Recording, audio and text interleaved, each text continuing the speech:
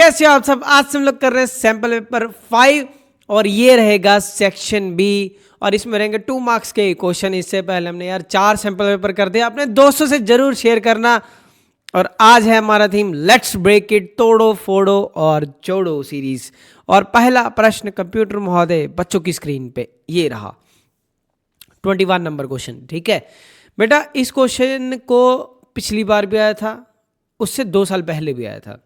तो ये क्वेश्चन अगर आप सीधा करोगे तो ये सॉल्व नहीं होता। इसकी एक ट्रिक है, मतलब इसको कैसे पता लगेगा कि इस क्वेश्चन को कैसे करना। सीधा एलिमिनेशन लगाओगे कुछ नहीं मिलेगा। इसकी पहचान क्या है कि इसमें कैसे पता लगेगा, हमें ये स्टेप करना। यहाँ पे जो x के साथ वाली वैल्यू है ये y के साथ मिलेगी दूसरे में, और जो y के साथ दी हुई वैल्यू है वो तुम्हें अगले में x में मिलेगी। ठीक है, तो इसकी पहचान ये है। पहली बात आप क्या करोगे, इसको पहले इक्वेशन को लिख दोगे। क्लियर। अब जब आप इक्वेशन को लिख दोगे, लिखने के बाद एक बार आप ऐड कर देना, एक बार आप सब्ट्रैक्ट कर देना, यू गेट द आंसर्स। ठीक है, तो आपको आंसर मिल जाएंगे। ठीक है, ये चीज़ इधर, ये चीज़ इधर, ये चीज़ इधर, ये चीज़ इधर। तो पहला स्टेप आप क्या करोगे, ये दोनों इक्वेशंस को एक बार लिख लेते हैं, फिर से एक बार लिख लेते हैं। 49x प्लस 51y 499 और नीचे है 51। यहाँ पे तो 2 मार्क्स में दिया, अगर फाइनल में आए तो आपको 3 मार्क्स में मिलेगा आई थिंक ये क्वेश्चन। अगर उस बेरिश है, बेरिश कहने का मतलब अगर वो पेपर डिफिकल्ट बनाना चाहता है देन वो आपको ये 2 मार्क्स में दे सकता है क्वेश्चन। ठीक है, पहले स्टेप में हम ऐड करेंगे। ऐड करेंगे तो साइन को चेंज नहीं करेंगे, एज इट इज ही उठा देंगे। 9 और 1 10 हो जाता है, 5 4 9 और 1 10। ठीक है, 100x हो जाएगा, फिर ये 100y हो जाएगा। ठीक है, और ये 499 एक इधर किया तो 1000 हो गया, 1000। ठीक है, तो ये हो गया। अब इसमें से कितना कॉमन ले लोगे बेटा, आप 100 कॉमन ले लो। ठीक है, अगर आप इसमें से 100 कॉमन लोगे, 100 कॉमन लिया तो x plus Y is equal to क्या हो गया, 1000 के बराबर हो गया। और 1000 के बराबर हो गया तो यहाँ पे आपका कटिंग करके ये 10 बच जाएगा। तो x प्लस वाई किसके बराबर है, 10 के बराबर है। क्लियर। तो ये आपका पहला इक्वेशन इस तरह से बनेगा। आगे हम लोग क्या करेंगे बेटा, सब्ट्रैक्ट कर देंगे। सब्ट्रैक्ट करेंगे मतलब साइन को चेंज कर देंगे, जो साइन दिए हुए हैं सभी साइन को चेंज कर देंगे। अब 49 माइनस 51 करोगे तो माइनस का 2x दिखेगा, इधर प्लस का प्लस माइनस माइनस साइन बड़े वाले का तो प्लस का 2y दिखेगा, और इधर आपको क्या दिखेगा, माइनस का 2 दिखेगा। 499 में 2 कम है, मैं माइनस का 2 कॉमन निकालता हूं तो अंदर क्या रह जाएगा, x माइनस का y रह जाएगा। माइनस का 2x माइनस माइनस प्लस का 2y हो जाएगा, और यहाँ पे क्या है, माइनस का 2। बेटा अब आपके पास ये माइनस का साइन उड़ जाएगा, 2 के साथ 2 उड़ जाएगा, यहाँ पे 1 आ जाएगा। तो क्लियर, तो आपके पास क्या आ जाएगा, x minus Y is equal to 1 हो जाएगा। x minus Y is equal to 1, ये x plus Y is equal to 10 आ गया, ये पहला इक्वेशन। और x minus Y is equal to 1 ये आ गया आपके पास दूसरा इक्वेशन। बेटा अब दोनों पे हम लोग क्या लगाएंगे, एलिमिनेशन लगा देते हैं। x plus Y is equal to 10। ठीक है बेटा, x minus Y is equal to 1। ठीक है, तो अब बेटा ये क्या हो जाएगा, ये कैंसिल हो जाएगा, तो 2x इज इक्वल टू 11 हो जाएगा। तो x की वैल्यू क्या आ जाएगी, 11/2। x की वैल्यू 11/2। बेटा x की वैल्यू आपके पास क्या आ गई, 11/2 आ गई। इतना आपको होप समझ आ गया होगा। तो करते हैं इस क्वेश्चन को आगे। तब जैसे ही आपके पास x की वैल्यू आ जाएगी, अब y की वैल्यू के लिए हम लोग तैयारी करेंगे। अब हमारे पास कोई भी एक इक्वेशन उठा लो, जैसे मैं ये वाली इक्वेशन उठाता हूँ, x minus Y is equal to 1 है। x की जगह पे मैं क्या लिख देता हूँ, 11/2 minus Y is equal to 1। तो 11/2 इधर है, ये प्लस का इधर आके माइनस का हो जाएगा, y इज इक्वल टू, तो ये 2 एलसीएम हो गया, तो 11 माइनस का 2 तो y आ गया। तो y की वैल्यू क्या आ गई, 9/2 आ गई। तो बेटा y की वैल्यू क्या आ गई, 9/2। x की वैल्यू 11/2, y की वैल्यू 9/2 आ गई आपकी इस क्वेश्चन में। ठीक है, तो ये था आपका 21 नंबर। इसके बाद है आपका 22 नंबर।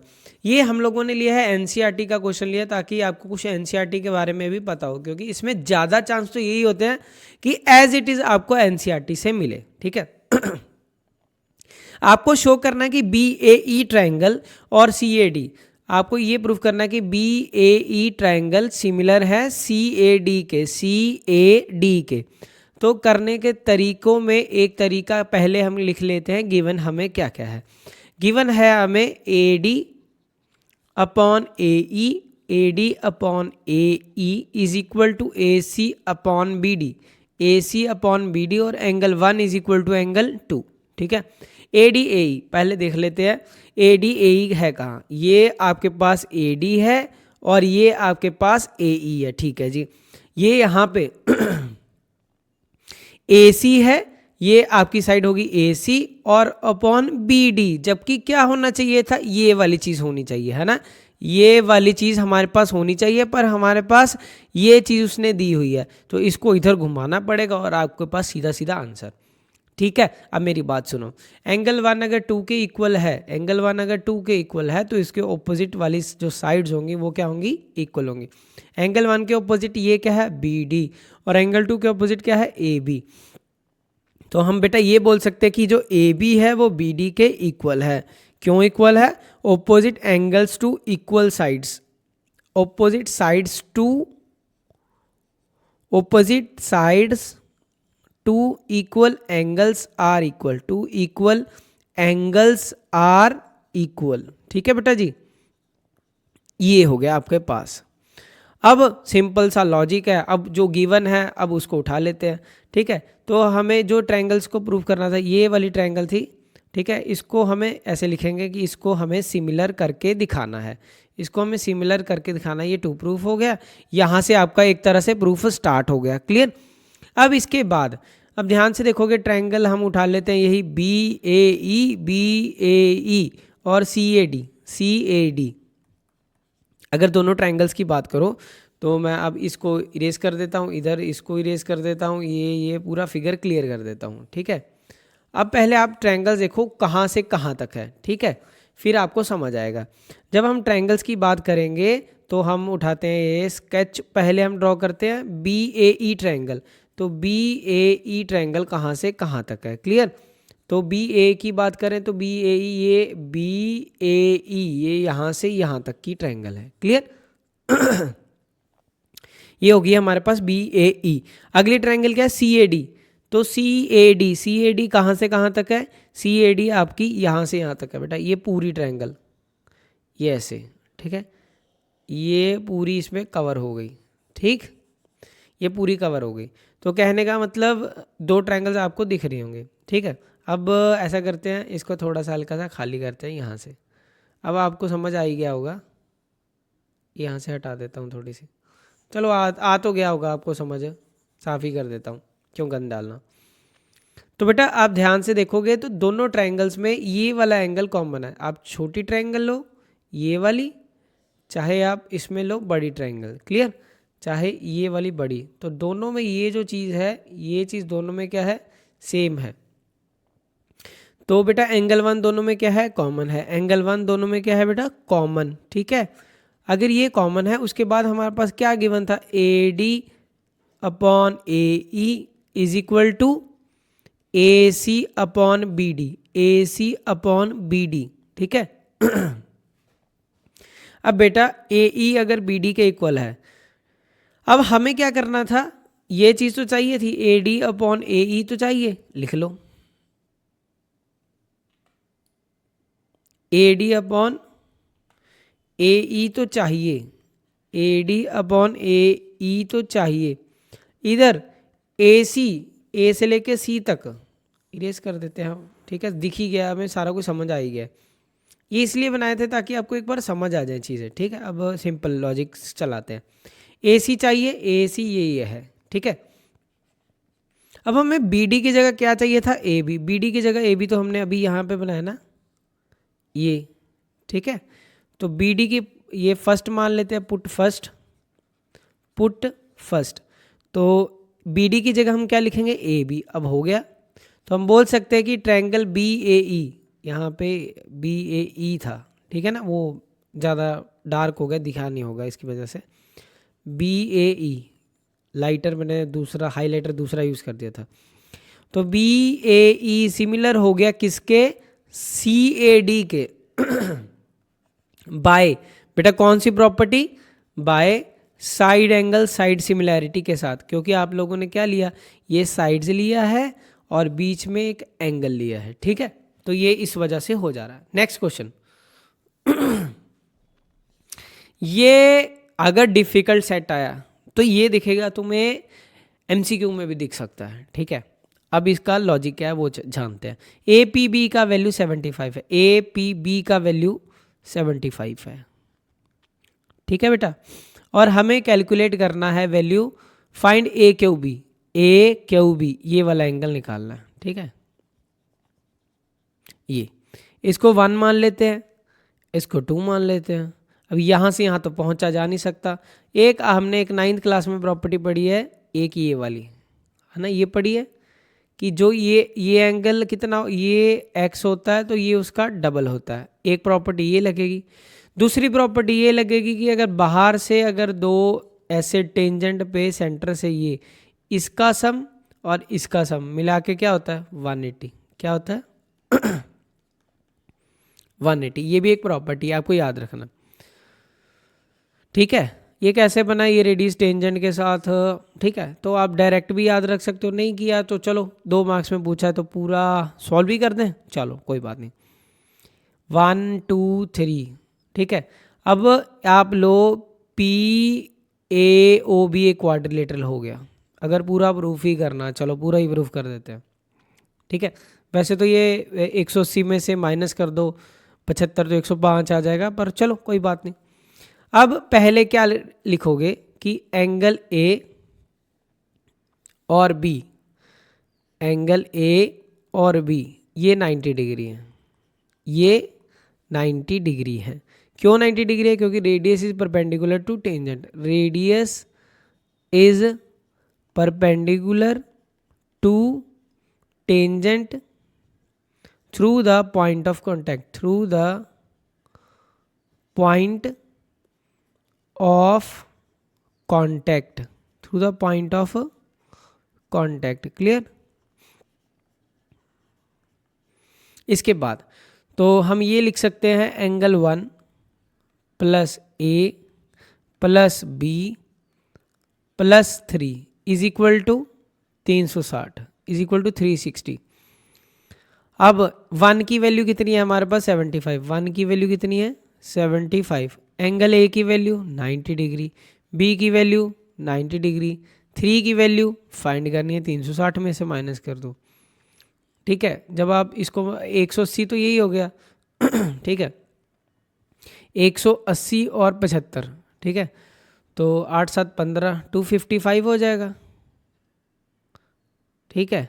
कितना होगा ये 8 7 15, हाँ 255 ही हुआ, ठीक है।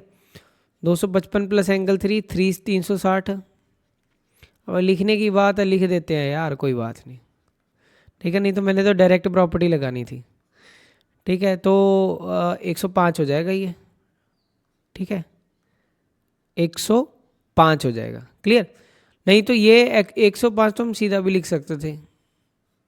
अगर ये 1 मार्क्स में पूछता ना, मैं सीधे ही बोलता कि इसका और इसका सम मिला के 180 होता है। अगर ये 75 था तो ये ऑटोमेटिकली 105 हो जाता, तभी 100 आपका 80 सम बनता। पर इसके लिए इसने पूछा है तो लिख ही देते हैं, कोई बात नहीं, ठीक है बेटा। अब इसको ऊपर की तरफ उठाते हैं और हम लोग करते हैं अपना नेक्स्ट पार्ट। देखो बेटा, अभी आपको 2 एंगल निकालना, फिर ये सेंट्रल एंगल वाली प्रॉपर्टी लग जाएगी। हमें पता है जो सेंटर पे एंगल होता है, ठीक है, central angle, angle 3 is double of angle 2, ठीक है। क्या प्रॉपर्टी है, central angle is double the inscribed angle, central angle is double the, इसमें लिखना है, लिख देना यार, angle sum property of quadrilateral, ठीक है। Central angle is double the inscribed, double the inscribed angle, clear. कोई डाउट? तो 3 की वैल्यू कितनी है, 3 की वैल्यू है 105। ये 2 से मल्टीप्लाई एंगल 2, ये मल्टीप्लाई नीचे क्या हो जाएगा डिवाइड, तो एंगल 2 का वैल्यू क्या हो गया 105/2, ठीक है। तो 2 पंजे 10, 2 दूनी 4, 52.5 डिग्री आपका आंसर हो जाएगा। आपका आंसर क्या है बेटा 52.5 डिग्री, क्लियर। ये था आंसर। नेक्स्ट देखो फिर ये वाला 2 क्वेश्चन है। पहले हम पहला पार्ट करते हैं, ठीक है। तो इसी को जूम कर लेते हैं, इधर हो जाएगा आई थिंक सॉल्व। 24th का पहला पार्ट अगर करना हो, ठीक है, सिंपल है, कोई बड़ी बात नहीं है। Length of minute hand of a clock is 6 centimetre. एक क्लॉक है, क्लॉक का मिनट हैंड, ठीक है, minute hand. Find the area swept by 7:05 से 7:40, ठीक है। तो 6 इधर हो गया, 7 इधर हो गया, ठीक। तो 7 ये छोटी सुई हो जाएगी, ठीक है। मिनट हैंड वाली वो सुई बोल रहा है पहले कितने पे थी, ये हो गया आपका 12 हो जाता है, यहाँ पे 5 होता है, क्लियर। तो 5 से फिर वो 40 की तरफ जा रही है, कह रहा है कितना एंगल स्वेप्ट करेगी, यहाँ से सुई इतना चली, ठीक है। तो ये कितना एंगल स्वेप्ट करेगी। अब मेरी बात सुनो बेटा, ये छोटी सुई को मारो गोली, बड़ी सुई की बात करते हैं। वो कह रहा है बड़ी सुई इतना एंगल स्वेप्ट, ये चीज़ हो गया। तो ये चीज़ क्या बना, ये सेक्टर बन गया बेटा, क्या बन गया, सेक्टर बन गया। तो इसमें फॉर्मूला लगेगा सेक्टर का, मतलब। और ये जो चीज़ है, ये जो मिनट हैंड है क्लॉक की, वो किसका काम करेगी, रेडियस का काम करेगी, ठीक है। ये जैसे ये सुई है, ये सेंटर से ये है, ये किसका काम करेगी, रेडियस का। तो रेडियस आपका 6 सेंटीमीटर हो गया, ठीक है। अगली बात, अब ये क्वेश्चन ना बहुत आपको दिखे, बहुत ज़्यादा। एरिया स्वेप्ट कितना होगा, area swept θ/360 pi r square, θ/360 pi r का स्क्वायर। पाई है, 360 पता है, पर थीटा नहीं पता बेटा, ठीक है। देखो मेरी बात सुनो, 360 डिग्री जब घूमता है, ठीक है, 360 डिग्री, यहाँ पे लिखते हैं हल्का सा। तो अगर पहली बात, अगर पूरा 60 मिनट घूमेगी सुई, 60 मिनट ये पूरा जब घूमेगी तो कितना एंगल बनाती है, 360 डिग्री। कितना डिग्री, 360 डिग्री। तो 1 मिनट में कितना डिग्री हो गया, 6 डिग्री हो जाता है। कितना डिग्री हो जाएगा बेटा, 6 डिग्री हो जाएगा, 6 डिग्री। 1 मिनट में 6 डिग्री। अब मिनट काउंट कर लो, 5 और ये 40, तो कितने हो गए, ये 35 मिनट हो गए। कितने मिनट हो गए, 35 मिनट। तो आपका ये क्या हो जाएगा, 35 मिनट में कितना एंगल स्वेप्ट करेगी, 35 इंटू 6। अब कैलकुलेशन क्यों करूँ, खुलना ही है इसने, इसको ऐसे ही छोड़ देते हैं। थीटा, तो थीटा की वैल्यू क्या आ गई, 35 इंटू 6, ठीक है। थीटा की वैल्यू क्या आ गई, 35 इंटू 6। मैं क्यों खोल लूँ यार इसको, 35 को फिर क्यों मल्टीप्लाई करूँ जब इसने कटना ही है। थीटा ये हो गया 35 इंटू 6 360, पाई की वैल्यू 22/7, आर की वैल्यू कितनी है, रेडियस 6 है, तो 6 मल्टीप्लाई बाय 6। अब कटिंग करते हैं, 6 6 ज़ा 36, ये आ गया। फिर ये क्या आ गया, 6 से 10 ज़ा आ गया, 7 5 ज़ा 35 आ गया, 5 2 ज़ा 10 आ गया, 2 11 ज़ा 22, तो 11 इंटू 6 बच गया। तो 11 इंटू 6 से 66 सेंटीमीटर स्क्वायर, क्लियर। तो ये हो गया आपका आंसर। कोई डाउट, इजी, एकदम इजी क्वेश्चन, ठीक है। तो ये हो गया आपके पास जो क्वेश्चन हम लोगों ने किया। अब इसी को फिर से कर लेते हैं कॉपी, अगर ज़रूरत पड़ी हमें। नेक्स्ट पे नहीं किया हुआ, ये रहा। अब मेरी बात सुनो, ये क्वेश्चन को, जो इसका और वाला पार्ट है, इसको 2 तरीके के साथ किया जा सकता है। पहला एकदम सिंपल, अगर ये एमसीक्यू भी आता ना तो भी हम लोग कर देते। ये एक एक्टिविटी आपने छोटी क्लासों में अगर की हो, अगर आप ये सारे पार्ट्स को ज्वाइन करोगे, एंगल सम प्रॉपर्टी भी मिलता है इससे, ये सारे पार्ट्स को अगर ज्वाइन करोगे, ये वाले पार्ट, तो ये सारे पार्टों को अगर ज्वाइन करोगे, ये ऐसे, ये ऐसे, ये ऐसे, ये ऐसे, और सभी का रेडियस सेम है, तो मतलब ये कंप्लीट सर्कल बन गया। एक तरह से तुमसे पता है क्या पूछा था उसने, पाई आर स्क्वायर पूछा था। पाई 22/7 आर, मैं इसको दोनों तरीके के साथ करके दिखाऊँ। आर की वैल्यू 7 पुट कर दो और ये 154 होता है, करके देख लो आप। 7 का स्क्वायर 7 इंटू 7, ये कटिंग हो जाएगा 154 सेंटीमीटर स्क्वायर। मैं इसका 10 सेकंड में आंसर निकालता, 10 सेकंड में, ठीक है। पर इसने दूसरे में पूछा तो दूसरे में निकाल देंगे, कोई इशू नहीं है, इसका कोई इशू नहीं है हमें। चलो देखते हैं, फिर करते हैं इस क्वेश्चन को। कह रहा है एक डायग्राम है, बना दो जी। बना दिया हम लोगों ने डायग्राम। इसमें ये ए डी और ये बी और ये सी, ठीक है बेटा, ये एंगल इस तरह से है और इधर एंगल ये इस तरह से स्वैप्ट किया हुआ, इधर ये इस तरह से स्वैप्ट किया हुआ, इधर ये इस तरह से स्वैप्ट किया हुआ, जिसमें रेडियस हर में कितना है 7 है, सबका रेडियस कितना है 7 है। इसका θ1 ले लेते हैं, θ2 ले लेते हैं, θ3 ले लेते हैं, θ4 ले लेते हैं। ठीक है, find the area of shaded region निकालना है। तो एरिया ऑफ शेडेड रीजन क्या होगा, एरिया ऑफ शेडेड रीजन, ठीक है, तो वो क्या होगा, थीटा तो हमें पता नहीं, तो ऐसे करते हैं θ/360 πr² हमें पता फॉर्मूला होता है, θ/360 πr² एरिया ऑफ सेक्टर का फॉर्मूला होता है। ठीक है, तो θ1/360 πr का स्क्वायर। अब r सभी में क्या 7 है, तो मैं एक कॉमन ही ले लेता हूँ, r1 r2 नहीं लिखूंगा, ठीक है, क्योंकि सबकी वैल्यू क्या है 7 ही है, πr² प्लस θ/360 πr का स्क्वायर, फिर θ/360 πr², फिर θ/360 πr²। ठीक है, तो आपके पास πr² कॉमन आ गया, अंदर क्या रहेगा θ1 प्लस θ2 प्लस θ3 प्लस θ4। सभी एंगल का सम, चारों एंगल का जो सम है वो कितना होता है, 4 एंगल का सम, एंगल सम प्रॉपर्टी। सभी एंगल सम प्रॉपर्टी क्या बोलती है, सभी का सम मिला के क्या होता है 360 होता है। तो πr²/360, 4 एंगल का सम कितना होता है 360 होता है, ये 360 लगा दिया। ये क्वेश्चन ऐसे भी आ सकता है, ऐसे 3 एंगल में भी पूछ सकता है, तो फिर 3 एंगल का सम कितना होता है 180 करके, तो 360 की जगह यहाँ पे 180 आ जाता है, अगर सेम क्वेश्चन r की वैल्यू 7 करके वो पूछता है। ठीक है, 360 से 360 कैंसिल, πr² बन गया, तो यही तो था πr² ही बना, ये आप सीधा भी इमेजिनेशन से निकाल सकते हो। ठीक है, पाई का वैल्यू 22/7, r का वैल्यू 7 × 7, तो ये कैंसिल हो गया, तो ये कितना आ गया 154 सेंटीमीटर स्क्वायर। ठीक है, पिछले का आंसर हमारा 66, इसका 154 सेंटीमीटर स्क्वायर। ये क्वेश्चन हो गए खत्म। अब आगे बारी ट्रिग्नोमेट्री की।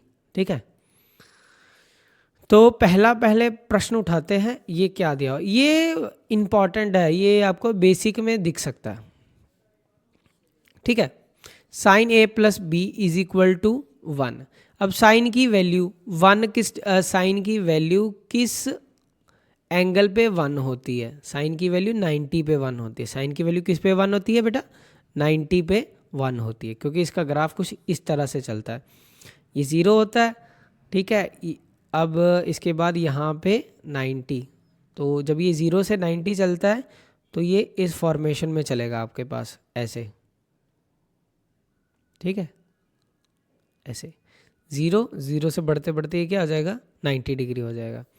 ठीक है बेटा, अब इसके बाद अब cos a minus B √3/2, cos की वैल्यू √3/2 किस पे होती है, cos 60 क्या होता है हाफ होता है, और ये तो साइन का ग्राफ हो गया। ठीक है, cos का ग्राफ कैसे बनता है, cos का ग्राफ इस तरह से बनता है, ये cos का ग्राफ है, याद रखो बेटा, ये भी बड़ा इंपॉर्टेंट है।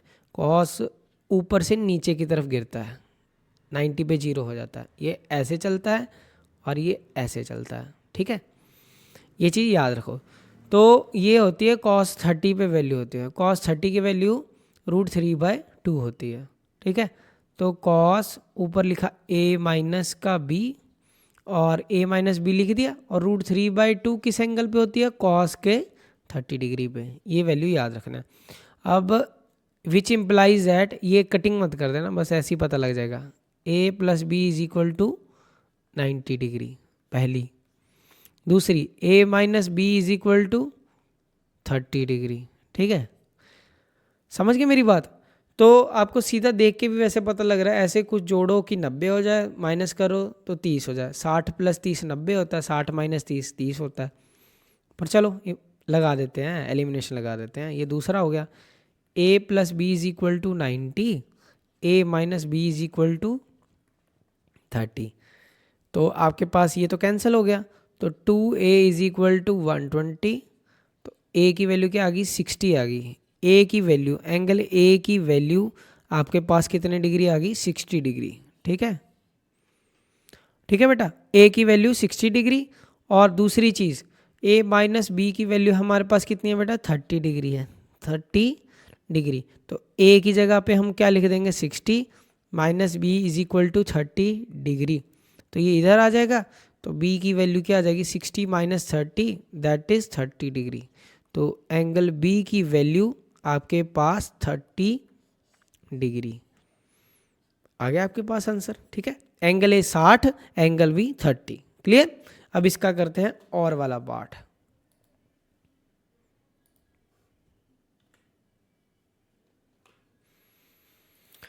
देखो बेटा, इसको करने के बहुत तरीके हैं। एक तो सिंपल तरीका आप सभी को पता है, सीधा क्रॉस मल्टीप्लाई घुमाओ और इसके आंसर को निकाल दो। दूसरा एक कॉम्पोनेंडो डिविडेंडो से भी निकाल सकते हो, वो भी आपको सिखा देंगे इसी में। ठीक है, पर पहले एक सिंपल जो हर बच्चा सोचता है क्रॉस मल्टीप्लाई, वही करेंगे। Cos theta minus sine theta.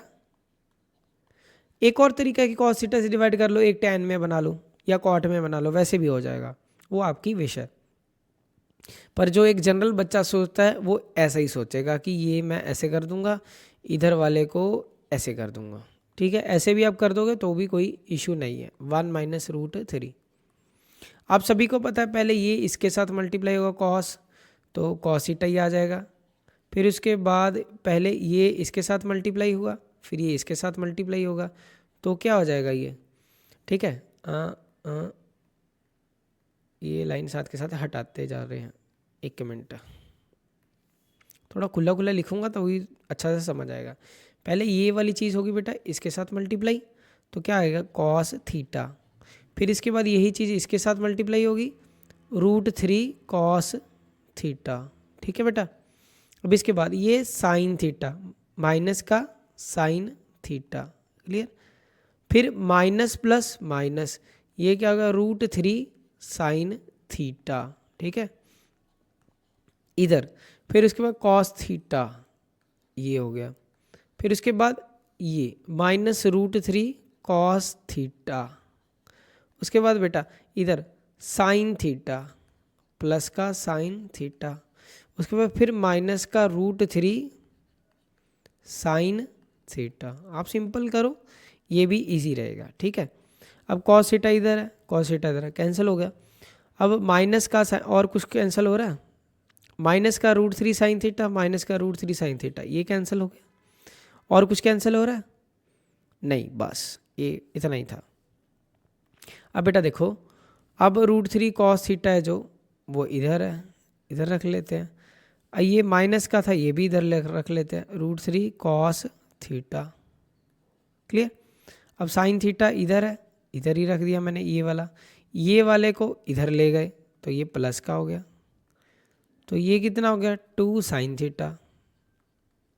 बस ये भी तो इजी है, क्यों दूसरी चीज़ ट्राई करनी है ना। 2 रूट 3 कॉस थीटा, 2 की कटिंग 2 के साथ हो गई, कर दीजिए।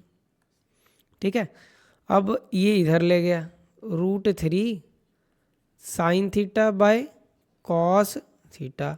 Sign theta by cos theta किसके बराबर होता है, टेन थीटा। और टेन थीटा की वैल्यू रूट 3 किस एंगल पे होती है। ये सेटिंग करने का एक तरीका है दूसरा, कि अगर मैं एक और चीज़ बताऊं, जैसे ये दिया हुआ x plus y x minus y a minus b a plus b, तो एक कॉम्पोनेंट और डिविडेंड प्रॉपर्टी है, वो भी आप पढ़ लेना। वो ये बोलती है कि पहले ये वाली चीज़ को नीचे वाली को ऊपर लाके प्लस कर दो। वैसे तो निकल गया आपका आंसर, मैं एक चीज़ जनरल बता रहा हूँ यहाँ पे।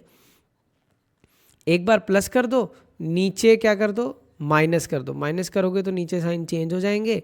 ठीक है, तो ये साथ के साथ एक पैरेलल चीज़ करके दिखा रहा हूँ आपको। a माइनस बी ऊपर a प्लस बी हो जाएगा, नीचे माइनस होगा। ठीक है, मतलब पहले ऊपर जाएगा ना जब चीज़, तो प्लस होगा। नहीं समझ आ रहा कोई बात, न्यूमिनेटर डिनोमिनेटर है ना, तो पहले क्या लिखोगे न्यूमिनेटर प्लस डिनोमिनेटर, नीचे क्या लिखोगे न्यूमिनेटर माइनस डिनोमिनेटर। ये ऐसा होता तरीका करने का। ठीक है, तो माइनस का a माइनस का b, तो ये जब ऐसा चीज़ करोगे ना तो ये रिजल्ट यहाँ तक पहुँच जाएगा। मतलब यही चीज़ है, वो यही चीज़ है। जैसे जैसे कटिंग हो गया ना, उसमें भी कटिंग ही होना था। टेन थीटा की वैल्यू 60 किस एंगल पे होती है, सॉरी ये रूट 3 किस पे होती है, 60 पे। तो थीटा कितना आ गया आपके पास, 60 डिग्री आ गया। तो ये आपका आंसर हो गया। क्लियर। तो आई थिंक हाँ हो गए क्वेश्चन खत्म। तो फिर मिलते हैं बेटा आपको नेक्स्ट लेक्चर में, तब तक के लिए टाटा बाय बाय, शुभ रात्रि, शबा खैर एंड जय हिंद दोस्तों। अपने दोस्तों से ज़रूर शेयर करो।